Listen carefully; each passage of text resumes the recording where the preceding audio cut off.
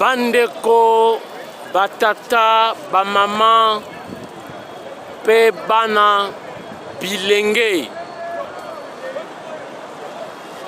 Enfin, gouvernement Samalou Konde endimami na ba député après tension ya kosakana ti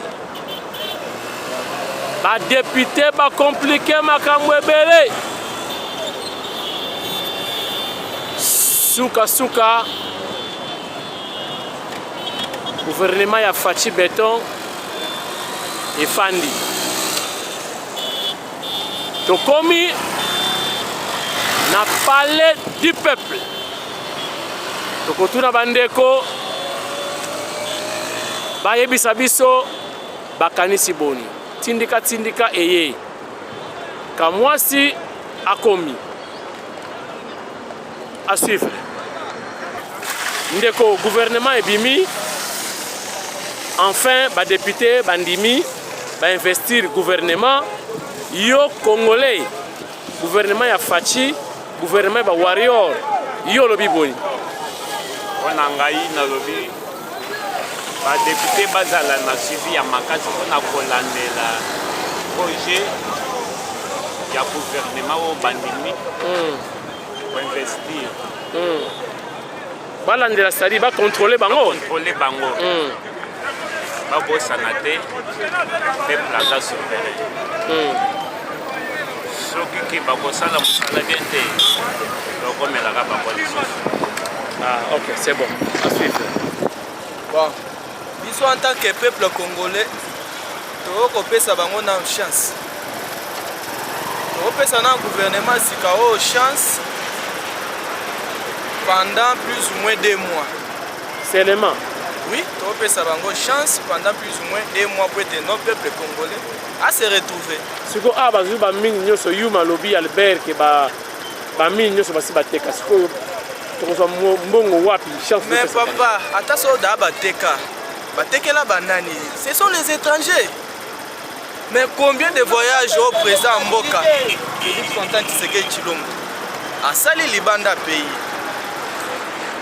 nyonso nezaki uniquement pour résoudre na makambo ba intérêt na biso mo ba congolais o bateka kala o Mobutu atekaka o yemoko Kabila aya ateki plus de 120 quelques yango wana omonaki président Mboka osala ba voyage par-ci par-là ezaki mpona intérêt to récupérer nanu o nyonso bango bateka yuma ata so alobi bongo bon alobi peka mpona koloba ye aza ne yuma oh mais abimisa ba vérité quand même.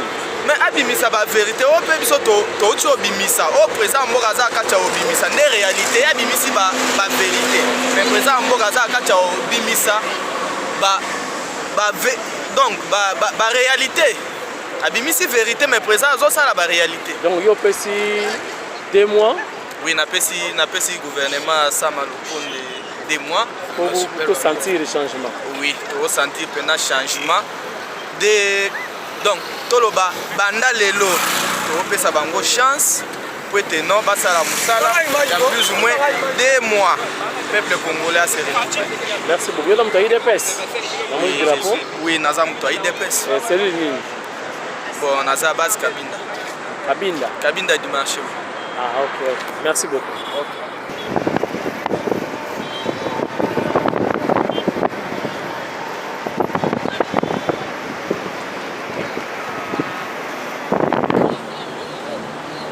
Ozomona ndenge ambiance se déroulée. Gouvernement ya sika ba député bandimi donc ezokota na misala batu bazalaki awa ebele tindika azeli ngonga na ye po asala oyo aye musala po to éviter pe monotonie ba image kokana tokotuna lisusu bandeko mususu bakoloba nini mpona gouvernement ya sika namoni bato ebele na babar baza kofete mais ma musique wana ekopesa biso elengi te na YouTube parce que eza ba droit d'auteur photo futa yango to kimi esika musique eza te ndeko mbote na yo yo za mwana base ngaza mwana base biso ni bana ya base bana IDPS mais to ki bino boyaki po beta ba député lelo non to ki juste po bavandisa nde gouvernement to comprendre que gouvernement evandi na place remise et reprise esalemi to confirmer que match ebandi eleki ndenge nini posa musala ebanda yo uti na kati eleki ndenge nini marqué na kota na kati mois retard mais masolo eleki kitoko masolo eleki kitoko de début à la fin masolo eleki kitoko pena ndenge tozali kozela est-ce que boza pour na gouvernement oyo ya sama bon gouvernement nyonso sacré pena nde tozali kozela ya sama lukone nde gouvernement oyo biso toza nango assurance yango wana tolandela bango totala ndenge nini bakotravaille bo souhaiter ni na gouvernement bo tozela gouvernement oyo esala nini bon tozela gouvernement toko tozozelaka ke comment on l'appelle tozela social ya peuple congolais social nde eloko pena ya mutuya emploi ya bapeuple congolais nde toza nango posa nde yango wana ya makambo kutu ebele te ka emploi ya bapeuple congolais na santé na social ya bacongolais nde yango toza nango posa. Ok, bah député quand même, lui, bah namoni que bandimi quand même pour investir gouvernement oyo. Et ça le message ni no ça va député. Bon, le peut renverser pouvoir ya Kabila. Bon, message ya web ça va député ça juste que Moussala et moi on a mis sur ba congolais ba ozela. Ndé Moussala biso to ngote. Parce que Valère Pena ba député si là. Et c'est là Moussala ndé et Salema, tout le monde a fait bon travail ou soit de mauvais travail. Ok, merci beaucoup. Ouais, merci beaucoup. Mokonzi Mbote. Yo zali nani? Azali chef coutumier ya Kasai Chikapa. Ngwaki tozaki ba invitation papa Kimbango ndenge so ba chef coutumier. Tokende na Nkamba yango toyaki toke Nkamba. Science wana esili et tozongi tozao. Le tozaki pour le téléphone abino bole kana parler du peuple ezana maso moko likana faut ba assister. Yango toye na tongo to système solongo et les du bien. Le tondozonga ndako mabengama na chef kombo ya chef ngombe akazololo. Ok, moi badami balé yo pe chef nani? Voilà, merci beaucoup. Oyo chef Ibundo Amalombo. Le jeune chef Salomo nanga pe naza chef ya province ya Kasai précisément na Chikapa. Mais boza bilenge nazomona bondimika biloko oyo boye ndenge nini ki chef oyo. Merci journaliste. Ndo asimi mundu ki batunaka mbula na ete s'il vous plaît tozawa na pona kokengela bakolo pe basalaki. David oyo abiayaki ko boma Goliath azalaki mokolo te bakulu tu basalaki. Mais Nzambe atondisi David ne yaki kosala eloko wana po ete bazala sauver na mboka na bango. Komituna te pona nini toza bilenge tozobatela nde bomoi na bino tobatela bino nani tozobatela biloko na bino na village bino boza na ville. Ok. Boza bilenge nena lobi mais balobaka biloko ya chef coutumier na ba fétiche donc boza na kisi. Pourquoi pas nako boya te toza nango parce que eza biloko bokoko réalité nde tozalaka nango soki osalinga mabe ifona benga bakoko bao bakufa bango nde bazalaka pembeni na biso nde baedaka soki osalinga mabe na bengi bango bapesi soro na yo ntango wana kolobaka ete chef aza na chétif soit azalaki ndoki or tozalaka na kindoki te biso toza wana mpona kobatela bomoi ya baneve ya baniese ya bana na biso. Yoka siko mutu na weke koto chef. Ouais. Est-ce que vous êtes en contact na ba chef coutumier ya Beni, Ituri, ou est-ce que vous n'avez ya kindoki ya butu bokuta na kate? Non, bokuta na kate. Pona nini? Biso nge ndeko utkoluba. Biso no mama tozana kindoki. Tozana na coutume. Coutume na biso na koza soit mutazana malaki. Soka beli bazue bena ndako bia e pala ngai chef tokena ndako ya kibukunzi. Lobi na mungu ngai chef na lobi na mabene na pakulu mutona abiki. Ndai kindoki bato babenga biso toza bandoki. Biso no mama tozana kindoki. Mais comment bino ba chef ya ba Kasai boza en contact tena ba chef ya Este, Uvira, Butembo, et boza mboka moko Congo. Wana ya solo toza mboka moko eloko esala bongo puisque bango baza musika epe musika. Donc moi tozala en contact exact. Neti ba o neto ye awa ba chef ya awa ebele ba mboko oyo pembeni na Kinshasa tozala bango en contact. Tozo solana bango mais bana lwa baza musika moyen vraiment kozala bango à contact exact. Est-ce que possibilité ezali na ndenge mystique ya kosilisa guerre ya est na tuna sikoyo chef? Est-ce que possibilité ezali guerre ya est la ndenge mpe ya bokoko ya possible? Voilà, merci beaucoup pour la possibilité ya kosilisa guerre bitumba eza facile parce que biso na Kasai to vivre nani bitumba ka mwina sapo. Oui. Quand même boyokaki esali ici c'est 9 mois de guerre. 2 ans. 2 ans de guerre. Mais tosilisa yango na kindenge ya bokoko. Pona likambo lobby ya contact toza contact na ba oyo tozokutana. Eloko mabe ezosala tozokutana te ndenge ndeko nanga lobby nde omoni ke nous ne sommes pas en contact.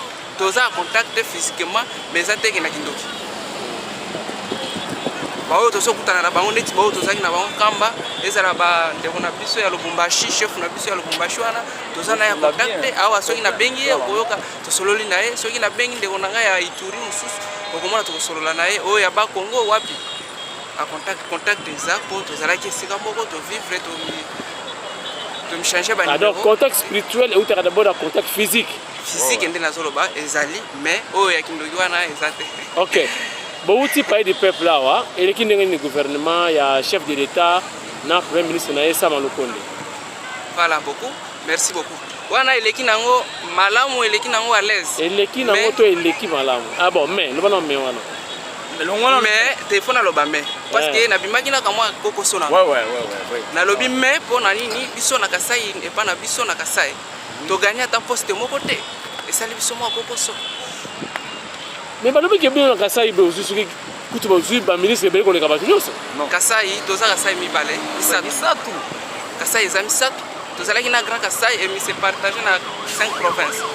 Mais ba Kasai tikali misatu tozana Kasai Mbujimai, Kasai Kananga, Kasai Central, na Kasai Chikapa. Biso na Chikapa vraiment to regretter ma. Boyoki bozola na tindika boyoki papa Molière alobaki ke Kasai mutezui ba ministre ebele. Boyoka ba Kasai ba Kasai ba donc réclamer côté la bazui le côté ndeko. O confirmer ngo? Ouais, zali confirmer. Biso dozo le côté, tozo regretter makasi. To bimina kwa moi mama wa les bazo présenté ba ministre ba député mais na biso vraiment na Chikapa tozu ata moko de deux échecs. Ah bino Chikapa? Ouais. Moi to regretter na makasi. Sikoyo soki ba pesa ba ministre donc comme na 65 600 ministres. Bon, chance ni bopesi na gouvernement ou chef de l'état Fachi Beton. Non, to pesi merci. Nzambe ya sunga ye a continuer na misala na ye. Ya zali possible za simana ye. À part ça, avant les kamso ba santé a continuer na misala na ye. Est-ce que bino pe ba koko ya bino ba pesi simana ye bodo protéger Fachi? Koko na biso baza simana ye ba ko ba biso to di ke non ba za ba sunga ye. C'est-à-dire ba koko na biso ba protéger. OK. Le basuka est côté na chef. Merci beaucoup, na remercier Bango. Na souhaiter bonne chance à continuer la misala nae à bonne chance. Merci beaucoup. Ndeko mbote na yo? Mbote papa. Bino na moto la bolati awa mutalati koti ya nkoi. Yimo pa lobaki ngo ke alati ba pese ko nkoi. Nazaki kuna na Bwende, ngamo nazalaki. Fondation Widal, tout ça. Le loyo. Bato bane ko lobake ye azalaka mingi ba côté kuna ba mama Olive boye na boye. To moni lelo Fachi Beta comme ministre. Message de nous ali nini? Bon biso bana ya Congo, précisément bana Équateur, les Grand Baleine to sepeli na ye na ba action. Soki mokonza mboka Félix Tshisekedi asalaki yango bongo kwa monaki ki azamona malamu, azamona Congo oyo azana boboto. Azalaki na gouvernement te, azalaki na politique te mais aye na Widal na ba action ya malamu. Abongisi stade, ba université, biloko ya minene ba pont. Palais provincial, ya ba député, zala na Bwende ba siège na ba izine ya mapa, ba biloko ya minene ya sali.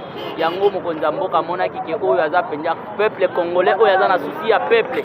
Yango atie ministre biso to souhaiter bonne chance azala mutema malamu wana Grand Baleine azala na yango pona kotonga mboka na biso akoti na union sacrée pona mokonza mboka mona ki baction na malamu. OK, bino bana ya Bwende boda kozela Gilwando asala lisusu nini? Biso bana Bwende to sepeli nde abimi ministre to yebi ke Congo po ye aza moto ya bato nyonso aza mponaka bana bwende te azosala misala minene na bakongo aotaki kopesa bamama bakongo babilamba nano akomi ministre te asalaki baction na bakongo na Putuwele na Bazuwele na Kisangani asali misala minene yango aza mpona peuple congolais nyonso tokoki kolimite mpona Équateur te aza mpona peuple congolais tosouhaite bonne chance na musala malamu azosala. Message mpona Faci Beton. Faci Beton félicitations mpo asali vrai choix mpona Gilwandu soki baministre nyonso bakozala lokola Gilwandu seke mboka oyo tokolelaka esu ata nzala lipa te. Merci beaucoup.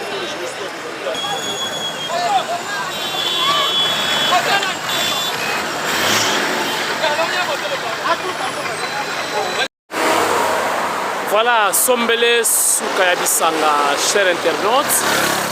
Enfin, gouvernement Sama Lukonde, les autres na Moussala, ils ont qui souhait, il y a pas Congolais nyonso parce que gouvernement ya liboso, il y a gouvernement ya coalition, pour vivre ba calme, pour vivre ba film modèle gouvernement oui. Et enfin, il faut les reconnaître. Grâce à des députés, aux pétitionnistes, malgré les compliqué dans la dernière minute, mais bandimi pour investir le gouvernement ya Faci avec Massolé Salamaki déjà à la veille, chef de l'État, dans les pétitionnistes, Massolé qui peut retrouver compromis comment bandima était gouvernement ya Faci Beton et quand en action il y a ministre, il y a premier ministre Sama Lukonde Kengi. Et voilà, Boyoki ndenge bandeko nyonso ba intervenir ba lobby à travers micro ya Tindika télévision. Ngai pe na souhaiter bango bonne chance. Totala oyo bakosala pona intérêt général, intérêt ya population. Gouvernement ya ba warrior, gouvernement ya ba guerrier. Et ça la répétition te lobby batubale la lisusu mais souhait na biso ezali basala o ezali bongo souci ya peuple insécurité eleki nzala eleki chômage eleki minyoko eleki kolela eleki Faci Beton Fumadi Tunga asa motema malamu tolingi motema wana ba ministre pe bazwa yango basaila yango pour Congo ekende vraiment de l'avant. Merci Nabino Tubotala Tindika télévision tukutani lobby na émission Mosusu et Yokai. Merci beaucoup. À suivre. La République démocratique du Congo connaît une toute première maison construite en bouteilles plastiques, située dans la ville-province de Kinshasa, précisément dans la commune urbano-rurale de Maluku. Cette maison est bel et bien habitable.